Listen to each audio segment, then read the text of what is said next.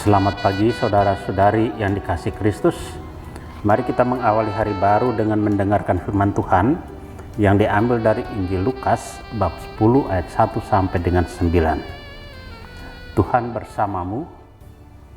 Inilah Injil suci menurut Lukas.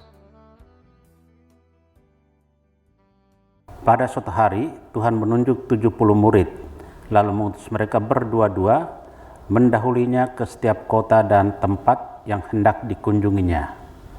Katanya kepada mereka, "Tuaian memang banyak, tetapi sedikitlah pekerjanya. Karena itu mintalah pada Tuan yang mempunyai tuaian, supaya ia mengirimkan pekerja-pekerja untuk tuaian itu. Pergilah, camkanlah, aku mengutus kamu seperti anak domba ke tengah-tengah serigala. Janganlah membawa pundi-pundi atau bekal atau kasut, dan janganlah memberi salam kepada siapapun selama dalam perjalanan. Kalau kamu memasuki suatu rumah, katakanlah terlebih dahulu, damai sejahtera bagi rumah ini. Dan jika di situ ada orang yang layak menerima damai sejahtera, maka salammu itu akan tinggal padanya. Tetapi jika tidak, salammu itu akan kembali padamu. Tinggallah dalam rumah itu, makan dan minumlah apa yang diberikan orang kepadamu, sebab seorang pekerja patut mendapat upahnya. Janganlah berpindah-pindah rumah.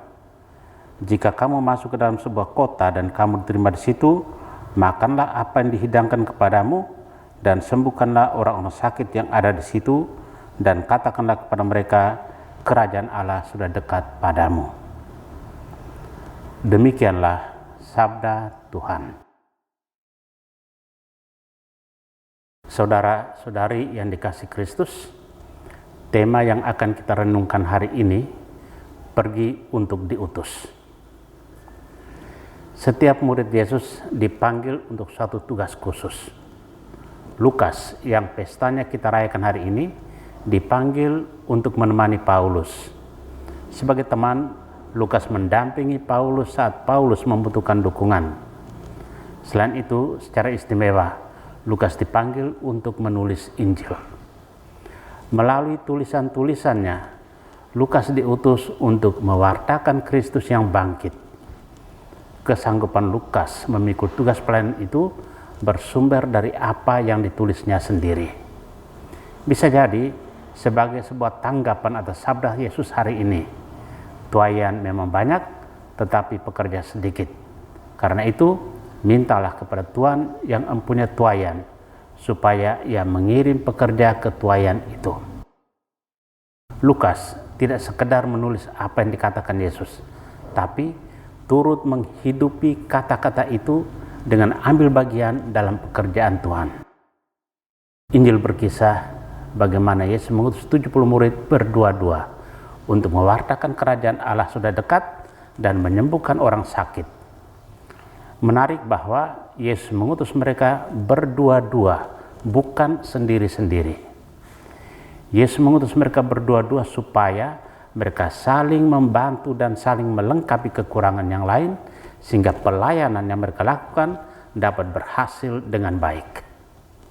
Saudara yang terkasih, beberapa alasan mengapa para murid perlu bekerja dalam tim.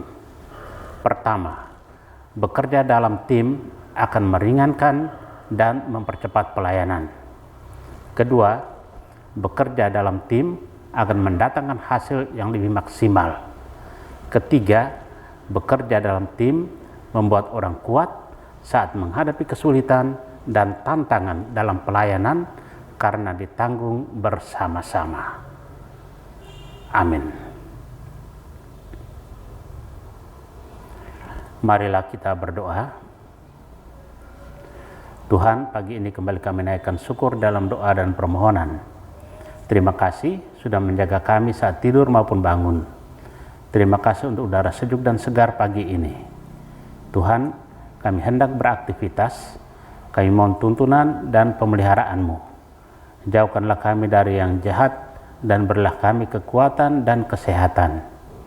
Utuslah Roh Kudus-Mu menyatu dalam diri kami sebagai vaksin ilahi yang memberi kekebalan tubuh dan mematikan COVID-19 yang mengancam kehidupan kami. Kami serahkan hari ini ke dalam tangan-Mu. Kristus terang dunia, berkatilah keluarga-keluarga kami, ajarlah kami untuk saling mengasihi dan mengampuni. Jadikanlah kami alat kasih-Mu dan pantaskanlah kami menjadi hamba-Mu yang setia. Amin. Tuhan bersamamu. Semoga keluarga kita, orang-orang yang terkasih dan doakan, seluruh aktivitas kita hari ini dilindungi, dibimbing, dan diberkati oleh Allah yang Maha Kuasa, Bapa dan Putra dan Roh Kudus. Amin.